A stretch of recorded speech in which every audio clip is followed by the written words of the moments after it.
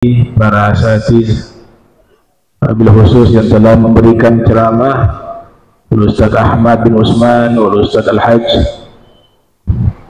dan seluruh para asatiz, Ustaz Jamal, dan para orang tua yang hadir, Sayyidul Walid Habib Kamil As-Sakaf, wal hadirin hadirat yang insyaallah dirahmati Allah Ta'ala. Begitu juga pengurus Masjid Al-Muhajirin, Ketua BKMT-nya Bapak Maman Zain Abbas, Ustaz Abdurrahman Bakfir, wal Habib Alawi Al-Bar, wa jami'il hadirin hadirat yang insyaallah dirahmati Allah Subhanahu wa Ta'ala. Di dalam Al-Quran Allah Subhanahu wa Ta'ala berfirman, Zuyyina linnas hubbus syahawat minan nisa'i wal banin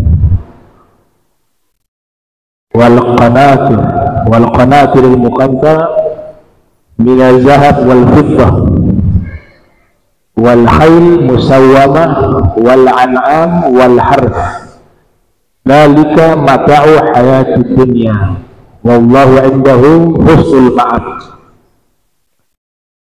Dihiasi sehingga terlihat indah bagi manusia rasa cinta dan senang kepada wanita, anak, dan juga harta yang berlimpah berupa emas, perak, kuda pilihan, hewan ternak, tanah, pertanian. Semua itu adalah perhiasan kehidupan dunia. Ayat ini menafsirkan firman Allah, wa mal hayatud dunya illa mata'ul ghurur. Tidaklah kehidupan dunia kecuali perhiasan yang menipu. Jadi kita harus memahami bahwa semua ini yang ada di dunia itu fitnah. Makna fitnah di sini adalah ujian. Siapa yang terperdaya dengan perhiasan-perhiasan tersebut, maka dia orang yang tertipu. Siapa yang tidak terperdaya, tidak membuat dia lalai dan lupa, maka dia orang yang selamat. Hanya ada dua pilihan, menjadi orang yang selamat atau orang yang tertipu. Dan fitnah terbesar itu adalah fitnatul dunya, fitnatul mal, fitnatul dinar wa dirham, fitnah harta.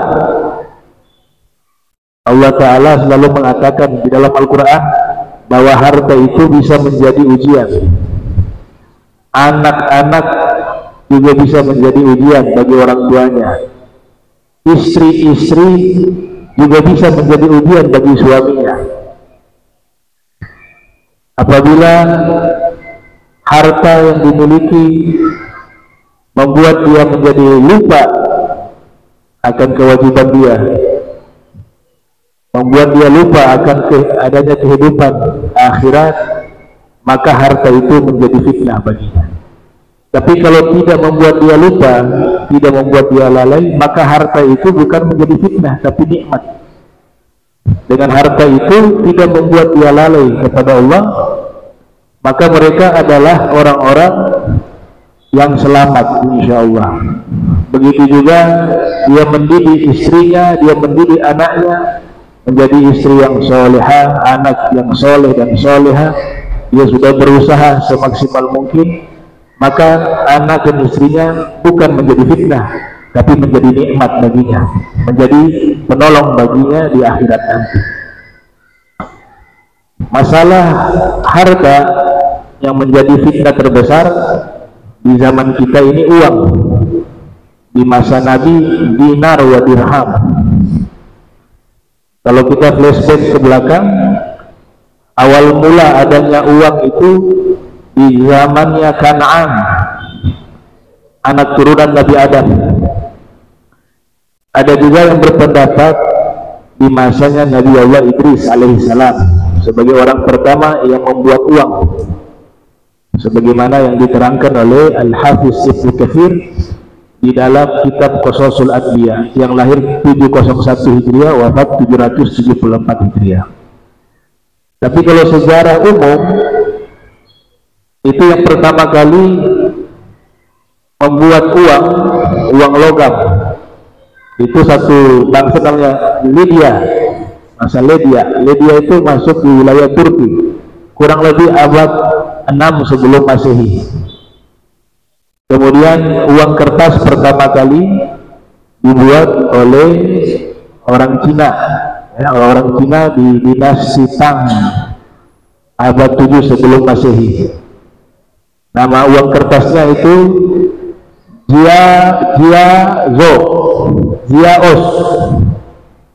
Ziaos namanya uang kertas itu. Nah, uang di dalam kajian ilmu tasawuf atau harta itu dalam bahasa Arab disebut dengan malun, makanya disebut ada zakatul mal, zakat harta. Al-Imam Ibnu Arabi menerangkan bahwa kata harta itu diambil dari kata mailun, yang artinya cenderung atau condong. Mala yamilu mailan, ya, dari bahasa dari kosakata mala yamilu mailan, condong atau cenderung.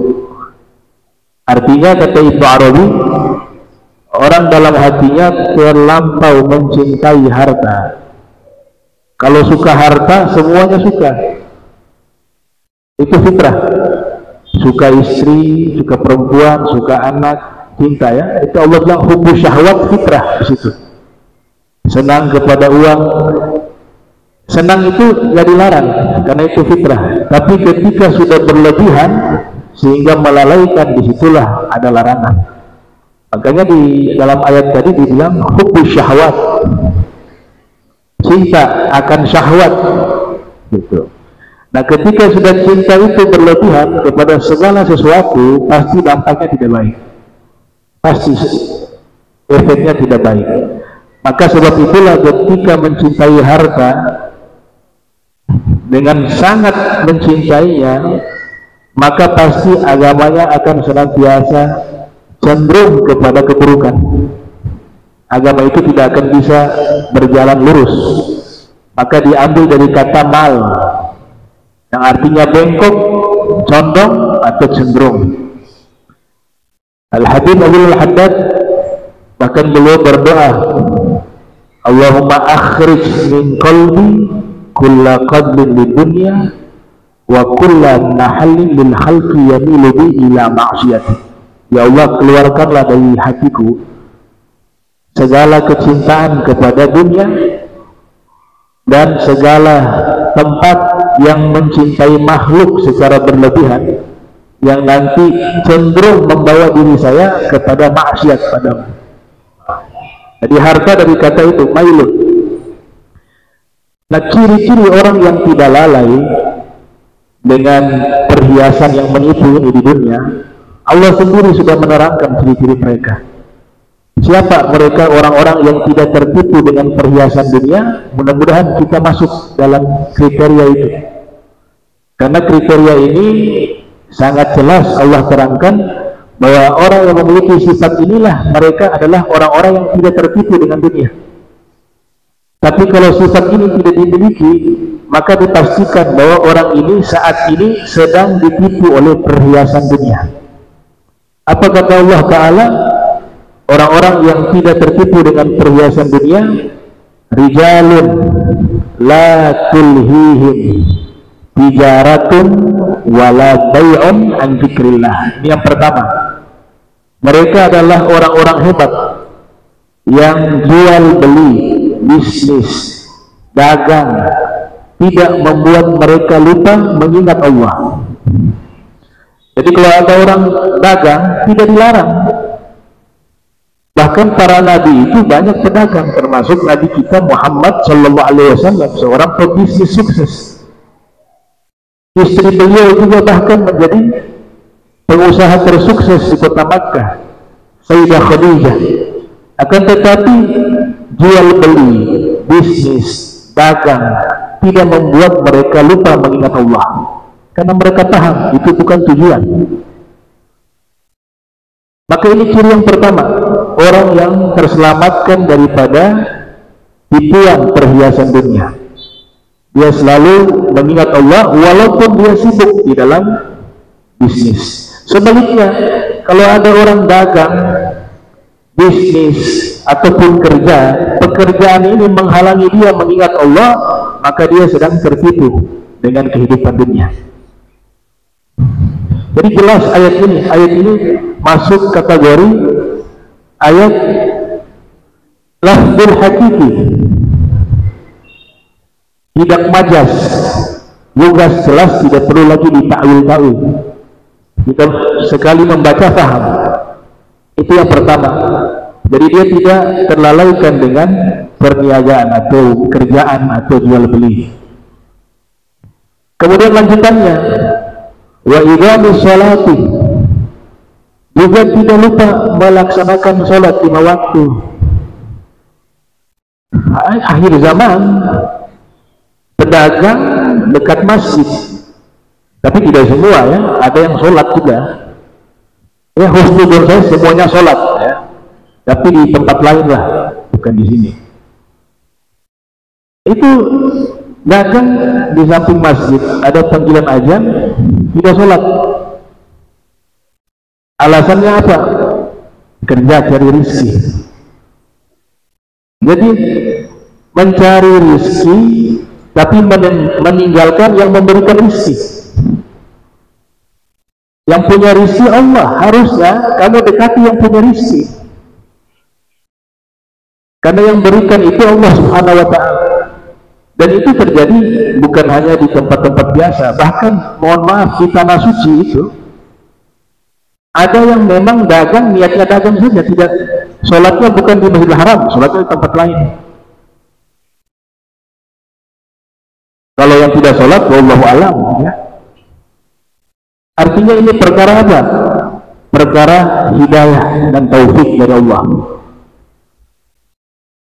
Jadi kalau kerjaan, aktivitas apapun membuat dia tidak menunaikan sholat 5 waktu, dipastikan saat itu juga dia sedang tertipu dengan kehidupan dunia. Dia tertipu dengan perhiasan dunia yang sesaat, dan pada akhirnya Allah akan biarkan dia sibuk, mala'tu yadaihi syugla, aku biarkan dia sibuk terus-menerus sampai meninggal. Dia meninggal, yang ada penyesalan tidak ada artinya setelah meninggal dunia. Kita punya amal nih, diakumulasi oleh Allah, dihitung. Dari sejak kita balik, disitulah mulai dihitung oleh Allah amal kita, sampai nanti kita meninggal dunia. Yang kedua, wa ita'iz zakah, dia ketiga ya. Yang pertama mengingat Allah, yang kedua melaksanakan sholat, yang ketiga menunaikan zakat. Dan ditutup oleh Allah Subhanahu wa ta'ala dengan pernyataan yang diterjemahkan oleh para ulama bahwa yaqulu qaumun an hudahum dallu. Ada satu kelompok orang mengatakan orang-orang yang punya sifat seperti itu sudah gak ada zaman sekarang. Atau kita sederhanakan, para wali-wali itu sudah gak ada di zaman sekarang. Dijawab oleh Allamatud Dunya, Habib Abdurrahman bin Fiqih. Beliau mengatakan, kebanyakan orang mengatakan bahwa orang-orang solihin yang melaksanakan sifat-sifat yang termuat di dalam Al-Quran tadi, itu sudah tidak ada lagi mereka. Maka dijawab oleh Al-Habib Abdurrahman bin Fiqih bahwa sesungguhnya mereka itu ada banyak. Yaqulu qaumun an hudahum dallu qad adamu fi asrina wa qallu faqul lahum, katakan pada mereka, walakin jallu, orang-orang itu banyak, para wali itu banyak, Di setiap zaman mereka banyak. Akan tetapi apa? Antarahum a'yunul juhali. Tapi mata-mata orang yang sudah hatinya diliputi oleh kecintaan kepada dunia yang berlebihan, hatinya yang sudah penuh dengan iri hati, hatinya yang sudah penuh dengan kesombongan, hatinya yang sudah dipenuhi dengan kedengkian. Orang-orang yang mulia itu dalam pandangan mata mereka, mereka tidak bisa lagi melihat karena terhalangi oleh hal itu. Makanya di ayat tersebut melanjutkan, ciri berikut mereka adalah senantiasa yakhafuna yauma tataqallabu fihi al-qulub wal absar. Setiap waktu, setiap saat dia selalu berpikir masa depannya. Yang dimaksud masa depan adalah di akhirat. Al-Quran menyebutkan wal tandur nafsum ma qaddamat lighad. Hendaknya setiap diri dari kalian perhatikan dengan hari esok. Hari esok yang dimaksud masa depan kita bukan di dunia tapi di akhirat. Itu juga harus dipikirkan, karena nanti setelah meninggal dunia, semua yang kita tinggalkan di dunia ini tidak memberikan hasil apa-apa bagi kita di akhirat kecuali dengan prestasi amal soleh. Itu yang akan menemani kita. Maka masa depan yang sesungguhnya adalah mempersiapkan masa depan di akhirat tanpa meninggalkan juga masa depan di dunia.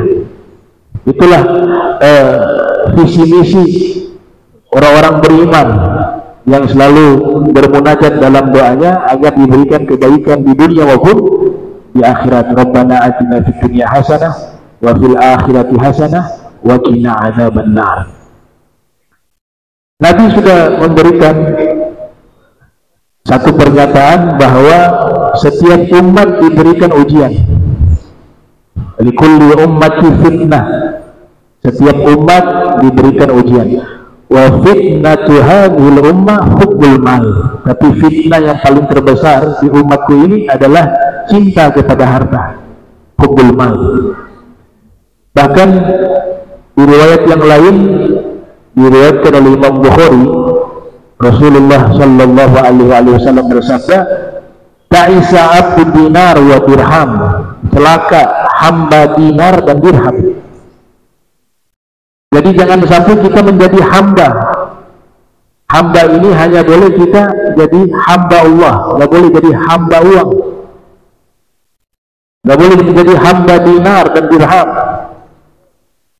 Allahumma ja'al dunya fi aydina wa la taj'alha fi qulubina. Ya Allah, jadikanlah dunia ini di tangan kami, jangan kau jadikan dunia itu ada di hati kami.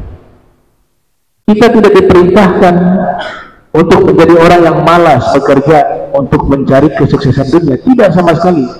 Tapi yang dilarang adalah jangan sampai kita diperbudak oleh sesuatu. Jangan sampai kita visi misi kita yang sebenarnya kehidupan yang hakiki adalah akhirat menjadi terabaikan, sehingga kita mengarah kepada sesuatu yang fana, yang sifatnya hanya sesaat. Itukah tertipu, namanya gurur. Itu yang dilarang dalam agama kita. Nah, sehingga para ulama mereka mengatakan bahwa dinar itu terdiri dari dua kata, dainun nar, utang dan neraka, kata Malik bin Dinar. Imam Malik bin Dinar pernah mengatakan bahwa innama summiya dinar li'annahu dainun wa nar. Dinamakan dengan dinar karena dia dari kata utang dan neraka. Dainun artinya utang, nar artinya neraka. Qala ma'nahu, yang artinya adalah annahu man akhadhahu bihaqqihi fahuwa dainuh. Kalau harta tersebut, dinar ini kan simbol dari harta, dari uang, koin emas. Siapa yang mengambilnya dengan hak, dengan cara yang baik dan benar, itu menjadi hutang. Sebab apa? Sebab harta yang kita miliki ini akan ditanya oleh Allah dua hal. min aina iktasabah wa fima anfaqah. Dari mana kamu dapat? Itu pertanyaan pasti akan ditanyakan di hari kiamat. Dari mana kamu dapat harta ini? Pertanyaan kedua, kemana kamu habiskan harta tersebut? Berarti saat ini harta yang kita miliki ini seperti hutang yang akan ditagih oleh Allah di hari kiamat. Itu ngambilnya dengan cara yang benar itu. Seperti hutang. Wa annahu man akhadhahu bi ghairi haqqihi falahun nar. Tapi kalau yang ngambil harta, ngambil uang itu dengan cara yang tidak benar, bertentangan dengan hukum, maka baginya neraka. Maka digabung jadi dua kata, dainar, yang kita sebut dengan dinar, dainun dan nar. Masalah yang ada di umat Islam, sana hasud kepada yang sini, kelompok sana hasud kepada kelompok yang sini, orang ini iri hati kepada orang ini. Itu masalahnya, kata Khalifah Sayyidina Umar bin Abdul Aziz yang lahir 61 Hijriah, wafat 101 Hijriah. Dia mengatakan bahwa masalahnya pasti masalah uang. Ada dai iri hati kepada dai yang lain, masalahnya uang. Pedagang iri hati ke pedagang yang lain, masalahnya uang. Jabatan yang satu dengan jabatan yang lain berebutan, masalahnya uang. Ini pangkal masalahnya. Kenapa? Hatinya cinta kepada dunia secara berlebihan. Makanya dikatakan oleh Khalifah Umar bin Abdul Aziz, inna hadhil ummata lam takhtalifu fi rabbiha wala fi nabiha wala fi kitabiha. Umat Islam ini tidak berselisih masalah Allah, masalah Tuhan. Tidak ada orang berkelahi masalah Tuhan. Semuanya sepakat Allah Maha Esa. Kalau dalam kajian ilmu kalam itu bukan selisih, itu namanya apa? Keluasan ilmu. Tidak ada umat Islam berkelahi gara-gara masalah Nabi Muhammad SAW. Tidak ada. Iri hati satu dengan lainnya, saling membenci satu lain gara-gara Nabi Muhammad SAW. Tidak ada. Tidak ada umat Islam berkelahi gara-gara Al-Quran. Tidak ada. Tapi kata beliau, innama ikhtalafu fi dinar wa dirham. Kalau umat Islam ini berkelahi, pasti masalahnya masalah dinar dan dirham, masalah uang. Dari berbagai profesi. Gitu. Makanya kalau ada yang iri hati kepada seseorang atau kelompok ini iri hati ke kelompok yang lain, itu bukan masalah beda pendapat, masalahnya beda pendapatan. Kalau niatnya sudah keliru, ya hasilnya seperti ini. Dipandang dakwah ini seperti market, pasar, di mana bisa mengambil keuntungan material lewat dakwah. Inilah yang merusak agama. Dan dai semacam ini yang paling ditakutkan oleh Nabi Muhammad SAW. Saya paling takut, kata Nabi, akhwafu ma akhafu alaikum al-a'immah al-mudillin. Yang paling saya takutkan menimpa kalian adalah para imam-imam diangkat oleh masyarakat sebagai imam, sebagai dai, sebagai ulama. Ternyata mereka itu menyimpang, bisa menyimpang dari niat dakwanya, bisa menyimpang dari cara menyampaikan dakwanya, bisa menyimpang dari ilmunya. Faktornya, masalahnya adalah apa? Hubbul mal, cinta kepada harta. Nah, iri hati ini juga masalahnya ke uang juga. Ada seseorang iri hati ke orang lain karena orang lain sukses. Suksesnya kenapa? Oh, pendapatannya besar, punya mobil dia, punya rumah dia di sini yang sakit. Makin orang yang dia hasut itu makin banyak mendapatkan nikmat, hatinya makin terganggu, jiwanya makin sakit, yang pada akhirnya dia stres dan sakit. Ini penyakit yang berbahaya. Faktornya apa?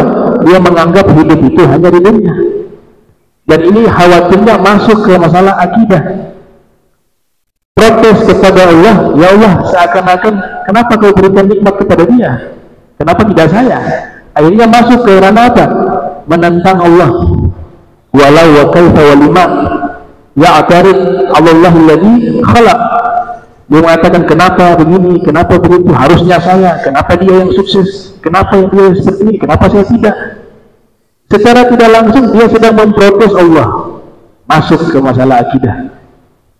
Maka ini harus hati-hati ikhwanul muslimin. Kita hidup sementara, jangan terlalu ambisius di dunia. Terima, orang lain punya kelebihan, terima, orang lain punya nikmat, doakan, tambah sukses. Kita lebih senang orang semua itu hidupnya sukses semuanya. Itu hati seperti lautan. Tapi kalau tidak senang melihat ada orang lain sukses, senang, berarti ada penyakit di hati kita, dan ini wajib dibersihkan. Siapapun dia, mau atas nama ulama, pejabat, atau apapun, kalau semacam ini yang ada di hatinya, maka orang semacam ini dia tidak akan selamat ketika meninggal dunia. Karena Allah Ta'ala mengatakan yang selamat biqalbin salim, orang yang membawa hati yang selamat. Nah itu. Kemudian juga yang harus diperhatikan, fitnah di zaman kita juga luar biasa. Sekarang pinjaman online bertebaran di handphone kita, ya. Orang gampang sekali pinjam uang sekarang, ya. Semuanya itu berbunga, itu semuanya riba, hukumnya haram. Dia sedikit hanya 1%, haram 1%. Mau 1%, mau 2%, semua yang lebih dari pinjaman uang dinamakan riba. Kecuali tukar uang beda uang, rupiah ke dolar, nah, itu boleh. Tapi kalau rupiah diganti dengan rupiah kemudian ada lebih, namanya riba. Ini sekarang bertebaran di media sosial, di handphone kita. Dan kemudian juga istri dengan suami harus saling memahami. Ada struk pendapatan suami tidak sesuai dengan struk belanja istri, tidak berimbang, ya. Jadi struk pendapatan suami 3 juta, struk belanja istri 10 juta, akhirnya suami struk. Ini juga harus diperhatikan. Kenapa? Agama kita mengatur, kalau mau beli sesuatu sesuai dengan kemampuan, jangan memaksakan, jangan ikut keinginan. Demi Allah, keinginan manusia gak akan habis kalau kita ikutin, sampai kita masuk ke tanah baru selesai. Itu Nabi sudah luar biasa. Nabi kita Muhammad SAW sudah menerangkan semuanya. Laukana li ibni Adam wadiyani minaz zahab, kalau seandainya seorang manusia memiliki sertifikat tambang emas 2 gunung, 2 lembah, dia sudah punya itu, pasti dia cari yang tambang ketiga. Sudah dapat tambang emas yang ketiga, dia cari tambang yang keempat. Begitu terus sampai kapan? Hatta yamla, hingga penuh perutnya dengan turab, kata Nabi, dengan tanah. Artinya apa? Sampai dia wafat baru selesai. Jadi kalau mau membeli sesuatu, lihat 2 hal, kemampuan, keuangan. Jangan pakai gengsi-gengsi ya. Hidup apa adanya, nikmati yang ada. Kalau punya lebih, silakan beli. Dan beli sesuai kebutuhan, bukan keinginan. Ini yang menjadi susah, belinya karena keinginan, bukan kebutuhan. Karena gengsi juga kadang-kadang. Akhirnya utang sana sini, masuk akhirnya kepada yang haram. Setan di situ. Pinjam saja dia. Bunganya kecil kok itu. Dipinjam. Lama lagi pinjam lagi, akhirnya numpuk ini bunga. Akhirnya susah dia, nggak bisa bayar hutang, hidupnya tidak enak. Nggak enak orang hidup ditagih-tagih hutang. Manusia yang paling bahagia di zaman sekarang ini manusia yang hidup tanpa ada hutang. Mau punya rumah mewah, mobil mewah, tapi masih hutang, mendingan sepeda bayar lunas. Kenapa? Terlilit hutang, gak enak. Itu sampai Nabi ijazahkan doa Ghahrul Rijal, minta perlindungan dari penagih hutang. Nah, ini harus diperhatikan. Jadi jangan sampai kita mendahulukan keinginan bukan kebutuhan untuk membelikan sesuatu. Makanya ada satu nasihat singkat dari seorang sufi. namanya Imam Abu Yazid Al-Bustami. Apa kata beliau? Uridu an la urid, aku ingin untuk tidak ingin. Aku ingin untuk tidak ingin. Itu orang paling kaya. Kenapa? Karena dia gak butuh apapun. Ketika ada keinginan, dia mengatakan saya tidak ingin. Ini mendidik nafsu, karena keinginan itu sumbernya dari syahwat, dari nafsu. Tujuannya apa? Menjerumuskan kita kepada hal yang haram nantinya. Tuh. Kemudian kalau berbicara uang, kalau orang sudah hubbul mal, udah gak bicara agama lagi, apalagi mazhab. Tuh. Ada filosof Prancis, Voltaire namanya, Voltaire itu siapa itu namanya? Dia kan mengatakan itu, when it is a question of money, everybody is the same religion, is of the same religion. Artinya apa? Kalau berbicara uang, semua manusia beragama sama. Kalau sudah bicara uang, nggak ada ini agama ini, apalagi mazhab ini, mazhab ini. Kenapa? Agama sudah disampingkan. Ini ucapan seorang filosof Prancis yang memang sesuai juga dengan apa yang diterangkan oleh para ulama. Ketika berbicara tentang uang, maka semua manusia menganut agama yang sama. Apalagi mazhab. Yang ini membenci mazhab yang di sana. Caci maki terus. Pas dipanggil ada proyek berapa miliar, oh iya datang dia. Itu. Padahal awalnya dia benci sama orang ini karena beda mazhab dalam agama Islam lah. Jadi kita ada proyek 20 miliar, oh sudah ini mazhab nanti dulu deh. Ini dulu. Begitu juga agama. Ini non-muslim, ini Islam. Ketika diajak ada proyek, dia bilang nanti hadir ya, ada acara penyembahan kepada ritual Tuhan. Oh sudah berapa? Itu betul juga. Yang penting tanda tangan dulu nih. Nah, itu belakangan. Itu yang terjadi. Kenapa? Karena dalam hatinya sudah menjadikan kecintaan terhadap dunia yang sangat berlebihan. Akhirnya apa? Terhalangi oleh kebenaran. Betul kata Ibnu Arabi tadi, bahwa orang kalau sudah hatinya mencintai dunia dan harta berlebihan, pasti agamanya tidak bisa lurus, akan selalu bengkok, mailun, bengkok kanan atau kiri, ekstrim kanan atau ekstrim kiri. Nah, maka doa yang Nabi ajarkan kepada kita, yaitu agar meminta agar Allah Ta'ala jadikan di hati kita ini sifat zuhud. Itu sifat yang paling mulia. Izhad fid dunya yuhibbuka Allah, wazhad fi ma indan nas yuhibbakan nas. Zuhudlah terhadap dunia, pasti Allah cinta kepadamu. Dan zuhudlah apa yang dimiliki oleh manusia, maka manusia akan cinta kepadamu. Zuhud bukan berarti meninggalkan segala sesuatu, bukan. Tapi zuhud tidak menjadi budak atas segala sesuatu, tidak menjadi budak atas segala sesuatu. Kita hanya menjadi budaknya Allah, budaknya Rasul Muhammad sallallahu alaihi wasallam. Ya, mudah-mudahan